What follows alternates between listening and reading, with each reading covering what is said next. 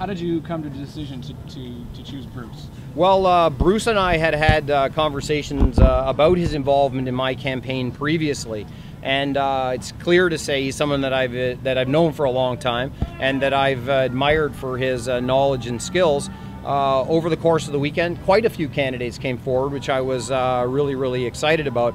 But his experience and especially his municipal context was what really sealed the deal, not to mention his willingness to do it. He obviously has important responsibilities. The Toronto District School Board is a substantial responsibility. He can speak to that as well.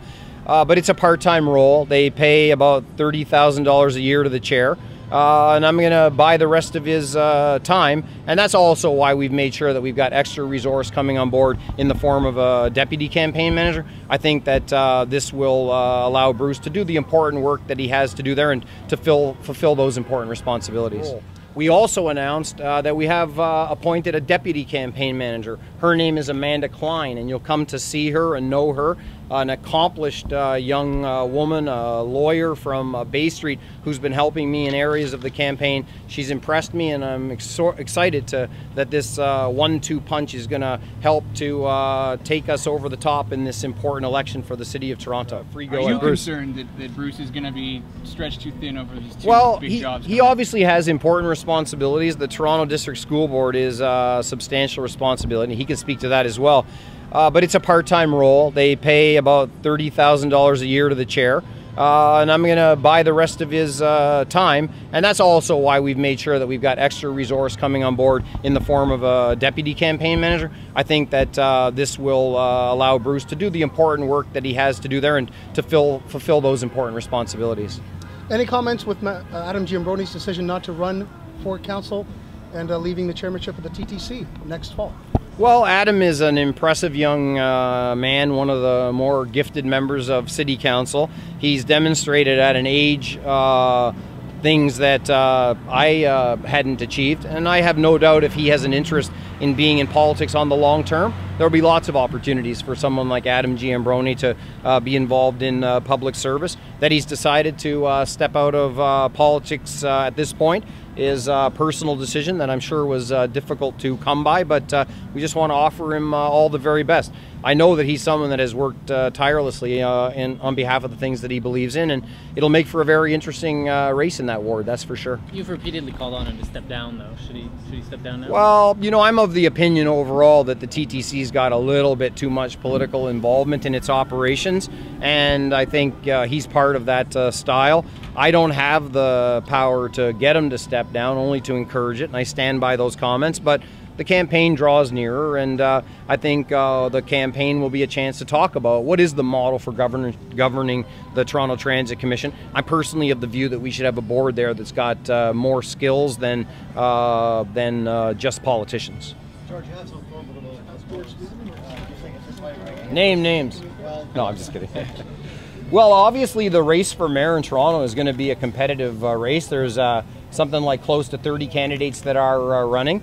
I could say I don't think any one of them has got a campaign that has built as much capacity as mine, but they got to do what they got to do, and I got to do what I got to do. I'm going to be able to do that going forward with one of the most accomplished and experienced campaigners known to the City of Toronto. He's from my homeland of Etobicoke, and his expertise gives me great confidence, and we're looking forward to moving forward as partners to help to deliver the kind of campaign that can deliver opportunity to the City of Toronto. Why did your previous campaign manager leave?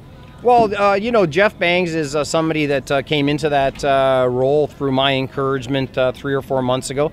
Really, already the life of 3 provincial election campaigns has occurred in this race, and the campaign is a very demanding experience. He's brought us a long way in a lot of pieces of the operation of the campaign. I'm extraordinarily happy with where we're at, but the campaign has a lot of demands on personal time, and demands from a candidate who has demands, and you know, accordingly he determined that it wasn't going to be compatible with his personal life and business experience to be able to move forward.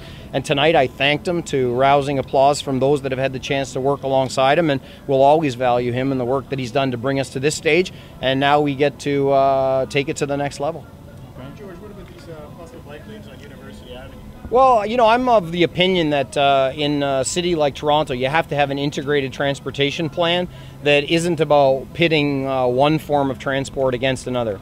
I've said clearly with respect to bike lanes that I see a place for them, but for now I think that we need a timeout on the implementation of further bike lanes.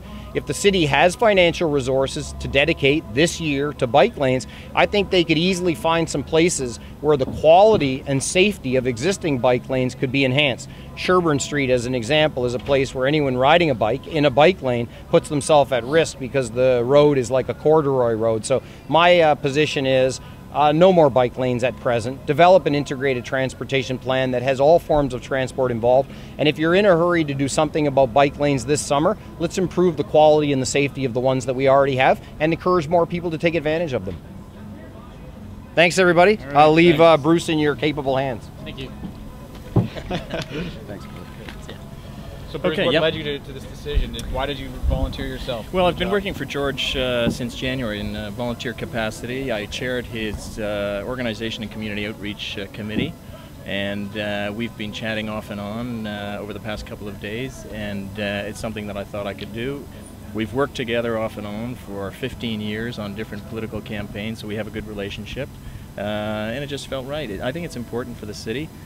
You know, these campaigns, they're important to the city. It's not just an issue of an individual's career. We've got to talk about the future of the city. George is going to get out there and talk about the future of the city, and I think that's important, and I'm going to do anything I can to give him a hand. Have you heard any feedback from any of your fellow trustees about your ability to juggle both jobs? Yeah, just to be clear, I've been a trustee for 10 years.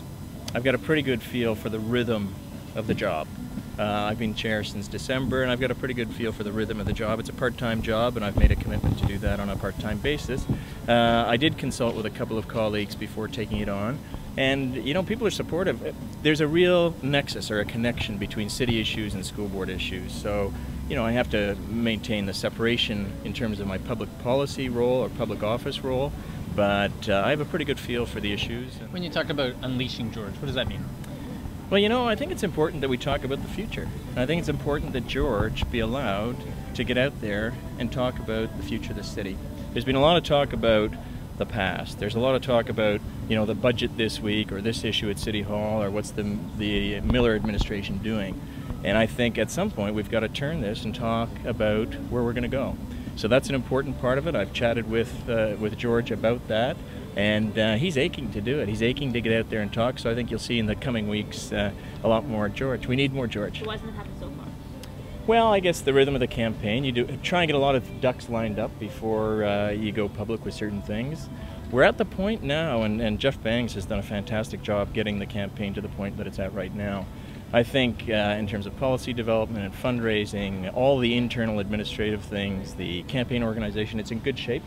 So I'm inheriting a pretty good operation, and I think you'll see it turn in the next few weeks. I think you'll see more of George. So, any other questions?